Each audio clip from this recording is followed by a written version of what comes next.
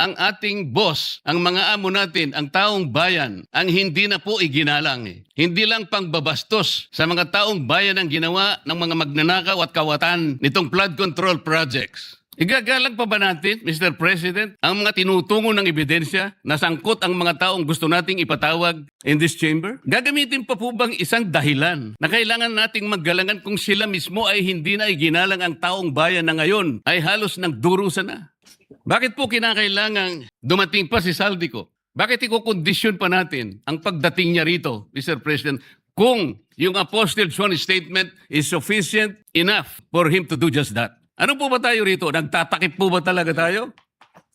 May I ask Senator Lacson if he wishes to yield some questions by way of interpellation?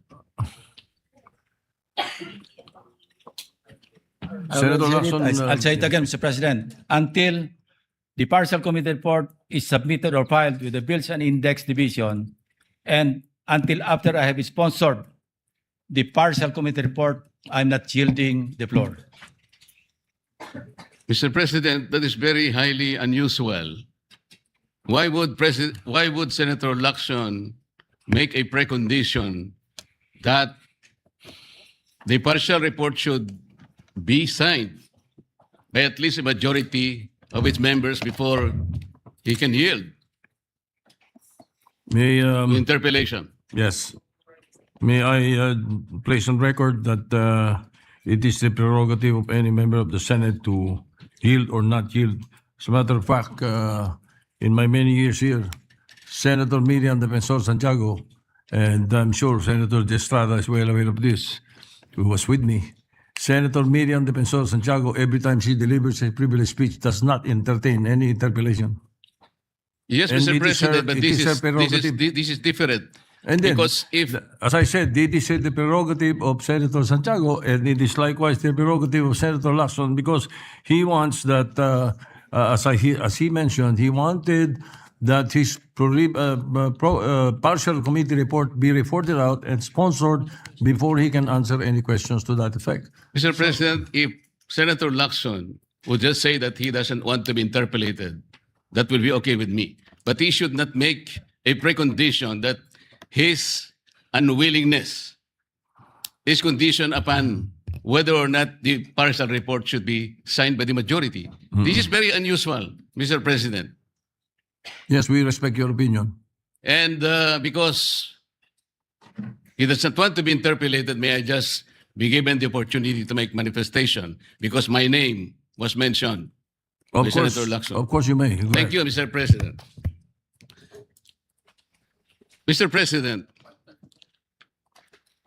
I cannot speak for our colleagues why they hesitate or even refuse to sign the partial report he allegedly disseminated to the members. But as for myself, Mr. President, I cannot sign a partial report. A partial report is basically unfinished. An unfinished report cannot be assumed to have contained the final and collective judgment of all the members. This is very basic, Mr. President. Secondly, I did not heed my reasons why I cannot sign the partial report. I delivered a privileged speech some time ago, Mr. President, outlining the reasons, therefore. Number one, I was expecting the chairman of the Blue Ribbon Committee to have conducted several hearings more. And in those hearings, he should have invited several persons whom I enumerated in my privileged speech. Namely, Yusek Adrian Bersamin, Yusek Jojo Cadiz, former Governor Luis Chavez Singson,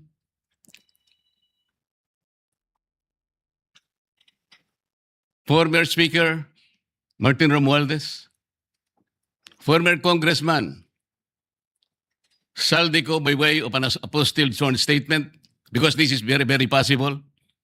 An apostilled sworn statement, Mr. President, as I have already advised the chairman of the Blue Ribbon Committee, is similar to a sworn statement notarized by the Philippine Consulate in any part of the world, because this apostilled manner or method of subscription was already adopted by the Supreme Court in one of its resolutions, Mr. President. I also advocated that the 18 ex-soldiers be immediately be invited because they had so much to say. Because I thought he said, and he emphasized at some point, that wherever the evidence is, the BRC will be led thereto, Mr. President. Ang sabi pa po niya, Mr. President, hindi option yung interparliamentary courtesy. At kung ako po ba'y tatawagin pala sa mababang kapulungan dahil meron pala silang itatanong tungkol sa di umano ay mga donasyon na aking tinanggap. Mr. President, I will willingly present myself with or without invitation. They just had to suggest to me that they wanted me there. I will go there, Mr. President. Interparliamentary courtesy is between the two chambers, Mr. President. Tayo-tayo po ang pinag-uusapan na maggalangan doon. Pero ang nangyari, Mr. President, ang ating boss, ang mga amo natin, ang taong bayan, ang hindi na po iginalang. Hindi lang pangbabastos sa mga taong bayan ang ginawa ng mga magnanakaw at kawatan nitong flood control projects. Igagalang pa ba natin, Mr. President, ang mga tinutungo ng ebidensya na sangkot ang mga taong gusto nating ipatawag in this chamber? Gagamitin pa po bang isang dahilan na kailangan nating maggalangan kung sila mismo ay hindi na iginalang ang taong bayan na ngayon ay halos nagdurusa na? Tama po, sinabi niya kanina, Mr. President, talagang mainit ang panahon. Ang heat index ay talagang sumadsad na talaga sa pinakamainit na bahagi. Ngunit ang lalong nagpapainit nito, Mr. President, ay yung kawalan ng political will na ipagpatuloy ang pagdinig. Kahit na lantaran na nandun na talaga yung mga ebidensya. Bakit po hindi tayo tumawag ng pagdinig, Mr. President? Inimbita si Governor Luis Chavez Singson.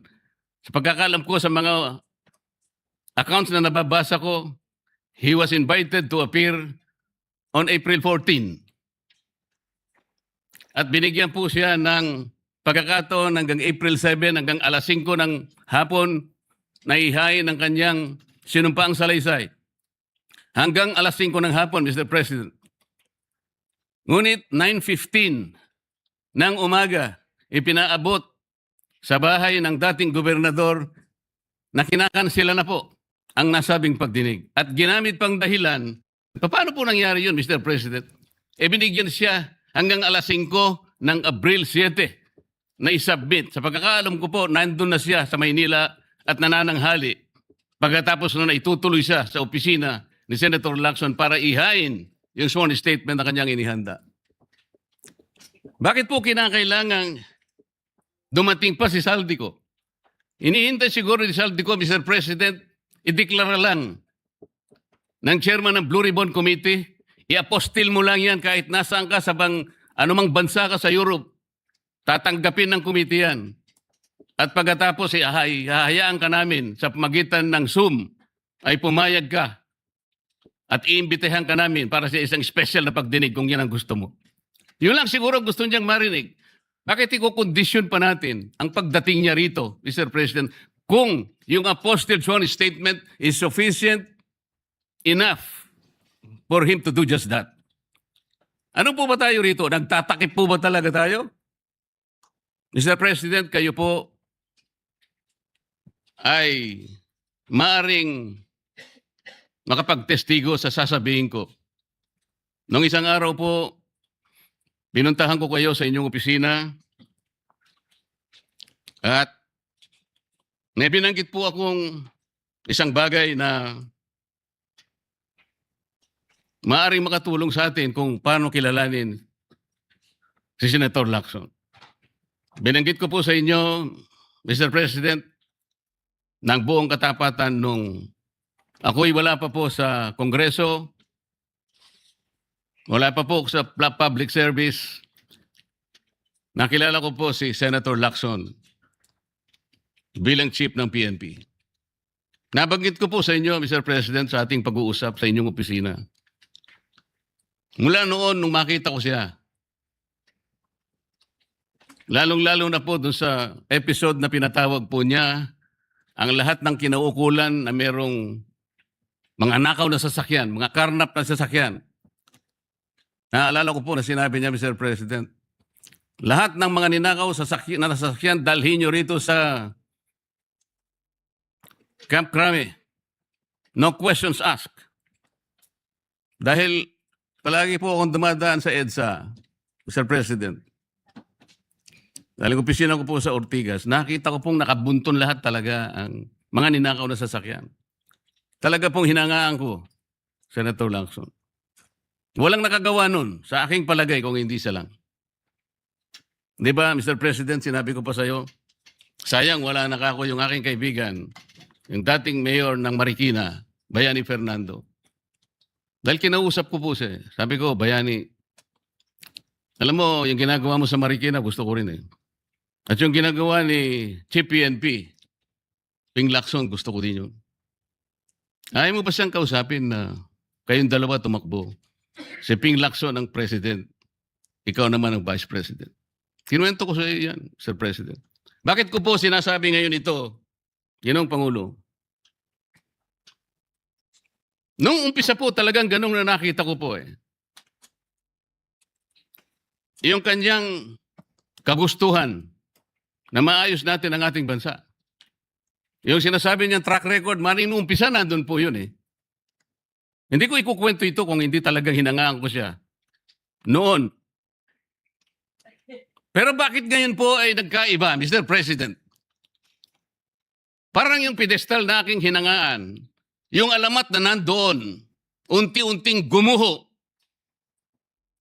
Nalulungkot po ako at nangyari yun, Mr. President. Ang sabi ko pa nga eh, hindi ba tayo dapat maglaban-laban dito eh. Ang kapakanan ng mamamayan ng ating bansa, ang importante rito po eh. Yung direksyon natin. Bakit kailangan akong palaging pinapasaringan? Hindi naman po ang aking kagustuhan eh.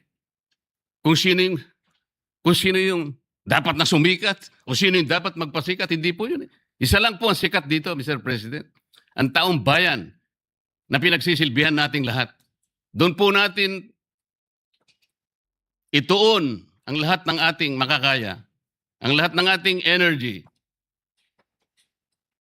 Malampasan sana natin ang problemang ito. Ngunit, yung hindi po pagganap sa tungkulin. Yun po yung hinahanap ng tao, Mr. President. Napakainit na po ng panahon talaga. Pinapag-iinit pa ng paghihintay nang hindi malaman hanggang kailan maghihintay ang taong bayan. Ano po ba ang dahilan kung bakit nagkaroon siya ng privilege speech ngayong hapon? Para saan? Para saan? Hindi po ba mas maganda na kumpletuhin natin yung report? Hindi partial. Ano yun? Partial final? O partial provisional? Paano ko po malalaman, Mr. President, kung hindi po ibinigay yung hard copy? Pipilitin akong basahin na nandun lamang sa online. Binigyan lamang kami ng isang file para doon kuhanin namin at kami mag-print. Paano ko ba ikukumpara po yung ipinrint ko? Hindi ko naman alam kung sinong gumawa nun dahil wala nga pong pirma yun eh. Doon lang sa paraan na yun eh. Nagkakaroon na po ng agam-agam eh. Pagkatapos eh, ayaw pa nilang mag-interpolate. Nasa sa kanya po yun, Mr. President. Pero ako po, ang tanging hangarin ko lamang, ayusin natin lahat ito. Sabi nga po niya, hindi makakalimutan ng taong ito at talaga naman pong hindi malilimutan sapagkat ito na po yata ang pinakamalawak na nakawan sa kasaysayan ng ating bansa. Salamat po, Mr. President.